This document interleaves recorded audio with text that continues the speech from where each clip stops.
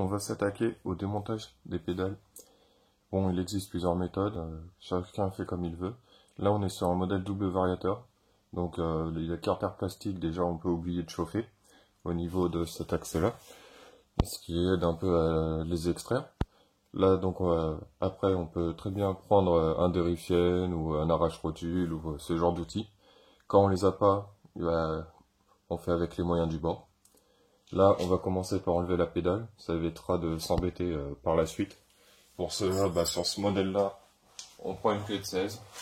Tout simplement, il y a un sens de chaque côté. Si on n'est pas du bon, on tournera dans l'autre sens. On cède de l'autre côté. Et on tourne. Ce qui permet de débloquer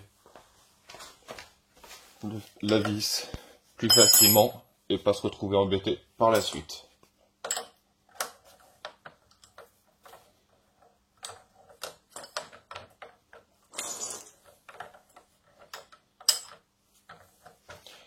Bon, j'avoue un peu que sur ce coup-là, j'ai eu de la chance, elle s'est extraite assez facilement. Donc pour l'autre, la manivelle, on va la faire à la méthode marteau.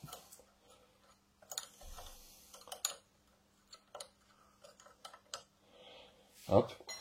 Suffit pour ça, tout simplement, de prendre 2 marteaux. On desserre en laissant l'écrou pour pouvoir débloquer sans abîmer le filetage si on veut le récupérer. Bon, personnellement, je pense pas les remettre, mais plus mettre des cale-pieds. On cède d'un marteau pour faire appui et pas venir casser tout. Et on vient l'extraire. Suite à ça, on peut enlever l'écrou. On va y aller plus doucement, mais vu que le premier coup a complètement débloqué l'axe, normalement, avec des petits coups, il devrait sortir sans abîmer le filetage.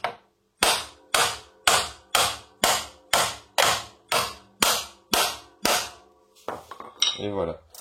Du coup, maintenant, on arrive à plat. On voit qu'il y a là du jeu. Suite à ça, on s'arrange pour prendre un extracteur qui soit suffisamment gros pour pas trop abîmer.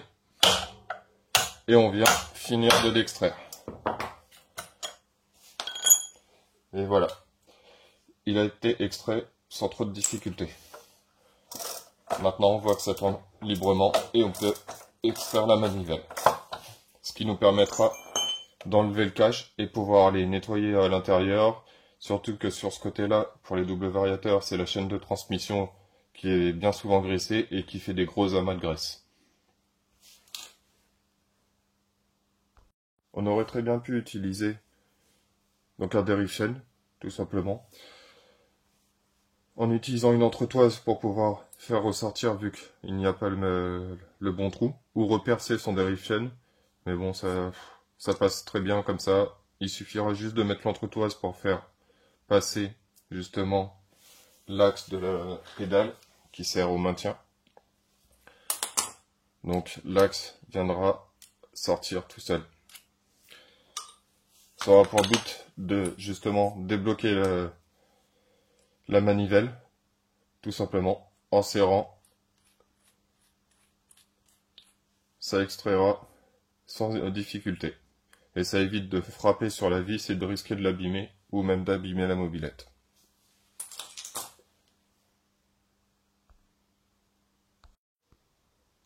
Pour faire suite au démontage, après la manivelle, on va s'attaquer au carter et au carter de transmission primaire. Donc par ici, c'est la courroie. Donc pour ça, c'est tout simple. Ça va à la portée de tout le monde. On commence par enlever le premier carter, donc le carter latéral. Cela va nous permettre de pouvoir mieux voir ce qui se cache derrière, pour mieux nettoyer, et ainsi voir les pièces qu'on pourra ou devra nettoyer, ou changer. Pour ma part, je sais que je vais améliorer un petit peu les performances du moteur. Elle a beau avoir un kit Otissa et un échappement, elle roule qu'à 55 km/h. Donc on va essayer d'améliorer aussi ça. Donc là on peut bien voir que mine de rien ça n'a pas été démonté depuis un moment, c'est bien sale. on va s'attaquer au deuxième carter.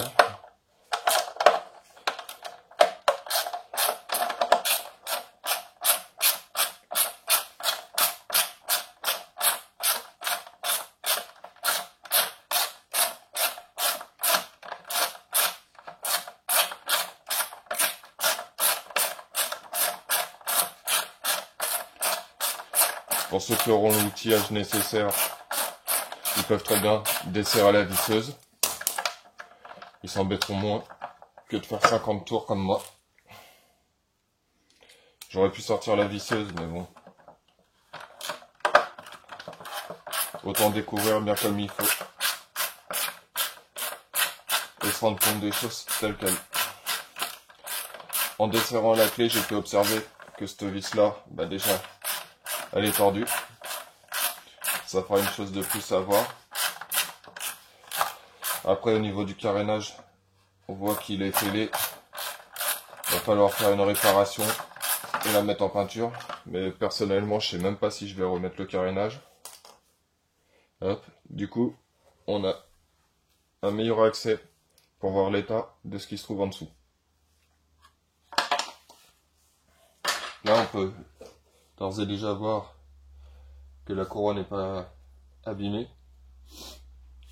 Donc déjà c'est un bon point, parce que pour le moment ces courroies-là elles se trouvent, mais pour combien de temps, ça on ne sait pas encore. Donc pour la suite, je vais démonter l'autre côté. Je ne vais pas vous le mettre en vidéo, ça reste quelque chose d'assez basique. Suite à ça, pour pouvoir bien nettoyer et avoir assez d'accessibilité, on va passer au démontage de la selle, avant le feu, ainsi que la dépose du moteur, des deux courroies et de la chaîne.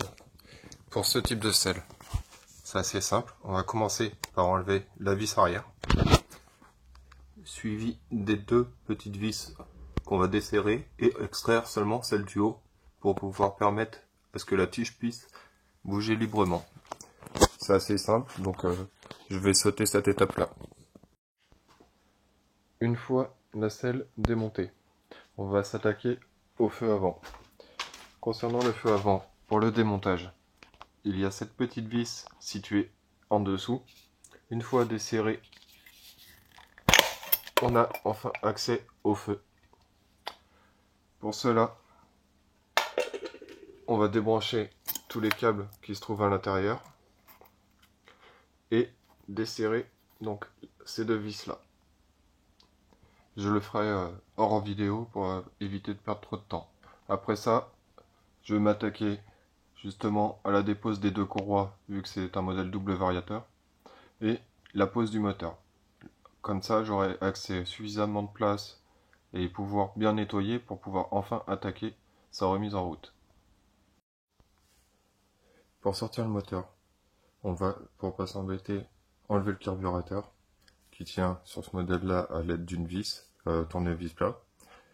Vu qu'on est sur ce côté là, on en profitera pour desserrer cet écrou là, sortir le câble qui va le rattacher à la culasse, donc celui de décompresseur, enlever la courroie. Après on passera de l'autre côté pour enlever tout ce qui est faisceau électrique qui est relié à l'allumage. Comme ça, après on pourra sortir le moteur. Sur ce modèle là, donc il n'y a pas de ressort, c'est un cylinder bloc. Donc on va s'occuper aussi d'enlever la vis. C'est une vis de 13 qu'il faut juste desserrer. Et après on pourra sortir le moteur tranquillement. Donc on va commencer par sortir le câble du décompresseur. Hop. Donc là, en faisant ça, ça nous laissera un peu plus d'accès pour desserrer le petit embout qui a l'air bien fatigué. Bon, à l'aide d'une clé à choc, mais après à la clé plate de 17, on y arrivera très bien. Donc là pour le coup, ça n'a pas dû être démonté depuis assez longtemps. Donc il faut quand même s'aider de l'autre côté avec une autre clé.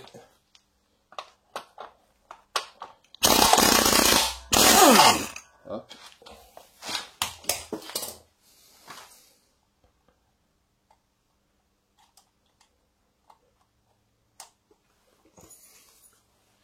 À l'aide du tournevis plat, On va commencer par enlever la petite durite, desserrer le carburateur.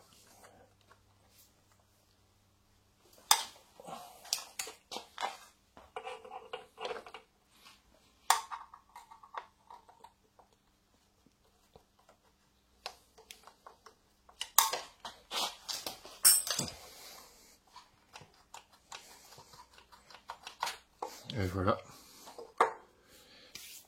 À l'aide d'une clé de 13 plate, du coup,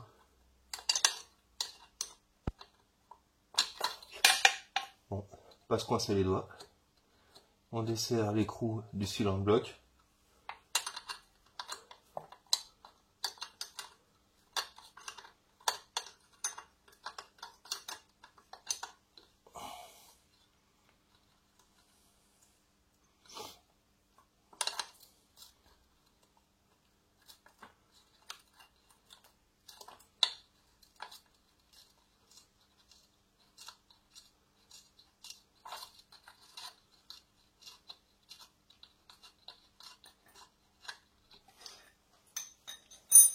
On en profite pour sortir la courroie.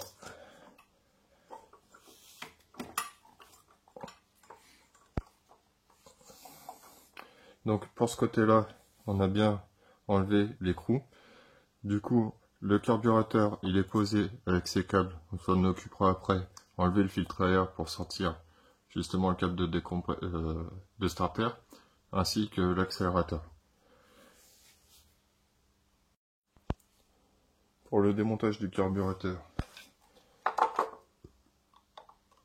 tournevis plat sur le chapeau de l'accélérateur. On vient desserrer les deux vis.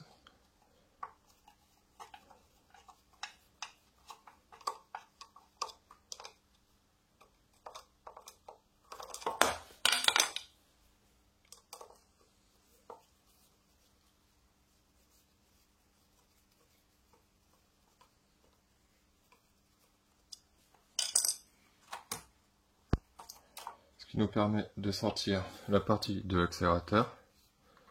On vient enlever le cache.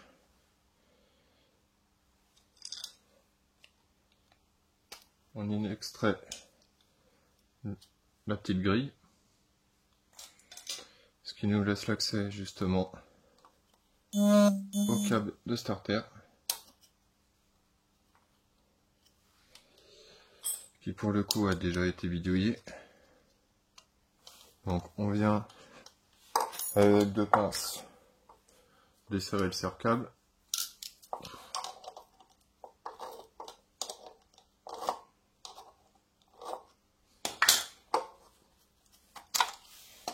Ce qui nous laisse le carbu dans les mains. Pour le chapeau, rien de plus simple. On vient mettre le ressort, l'enlever la pression. On sort la petite partie en alu sur ce modèle, qui existe aussi en acier.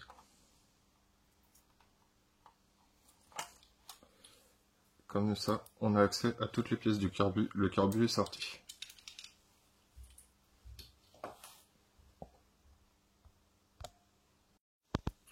Pour le coup, on passe de l'autre côté.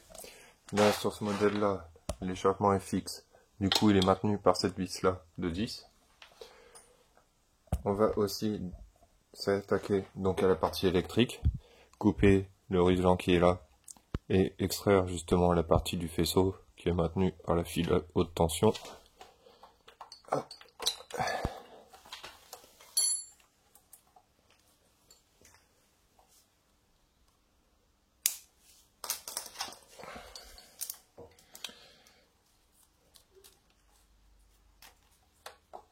Voilà. Sortir la cosse, qui généralement, vu les années, le plastique part en lambeaux.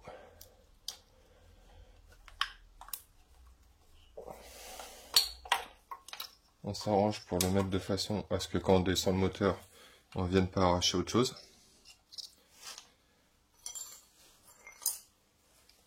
On vient desserrer du coup la vis de l'échappement.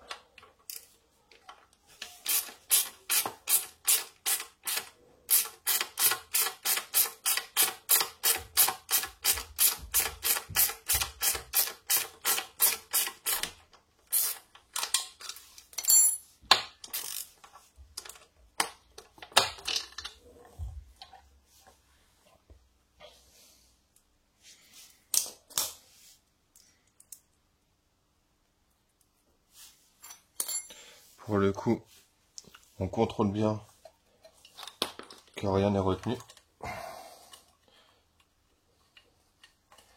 Là, donc, il n'y a plus de câbles qui le retiennent.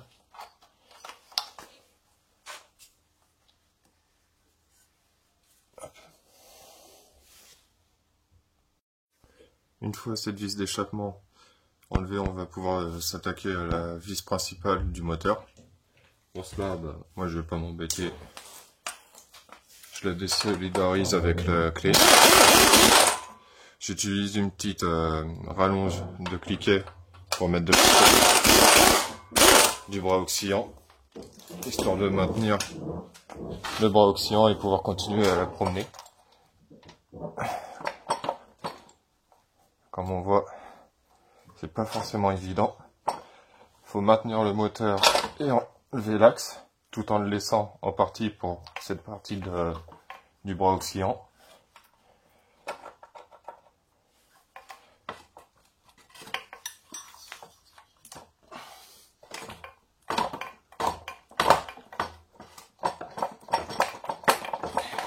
Et voilà.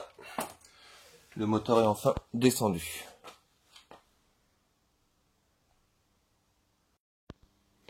Bon, et voilà, une fois le nettoyage effectué, moi je vous ai épargné le démontage des deux chaînes.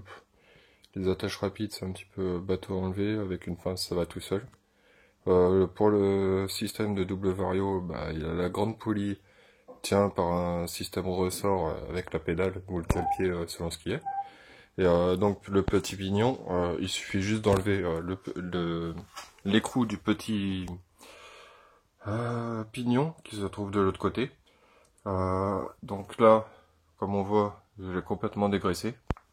Bon, par la suite, moi je vais faire quelques modifications. Donc ça sera pour une autre vidéo. Là, moi je vais faire des modifs au niveau du moteur, changer la fourche parce que j'aime pas du tout ces fourches-là, en mettre une un peu plus solide, faire 2-3 petites modifs comme ça, les poignées et tout. Donc pour la suite, là je vais vous montrer vite fait au cas où pour l'attache rapide des chaînes. Ça prend 2 secondes à enlever, c'est vraiment super rapide. Et vous montrer l'écrou qu'il faut enlever pour enlever le système de double variateur. Donc voilà, pour le système de double variateur, il suffira d'enlever cet écrou là. Bon, moi il est venu tout seul, la clé à cliquer, j'ai juste appuyé sur le frein. Donc vous le desserrez complètement. Bien faire attention de ne pas perdre les rondelles. Hop. Et voilà, il sort tout seul. Par contre, faire attention de ne pas perdre la petite bague qui est là. Donc voilà, concernant les attaches rapides, il suffit de prendre une pince multiprise. Donc la prendre du côté de sa sortie, la faire ressortir comme ça en prenant appui sur le plot. Et voilà. Suite à ça, on la fait sortir par le petit trou qui est fait à cet effet. Et ça sort tout seul. C'est pour ça que je vous ai épargné ce moment-là. Et les mains assez sales du haut chaîne. Bon, sur ce, je vais finir cette vidéo. Et à une prochaine.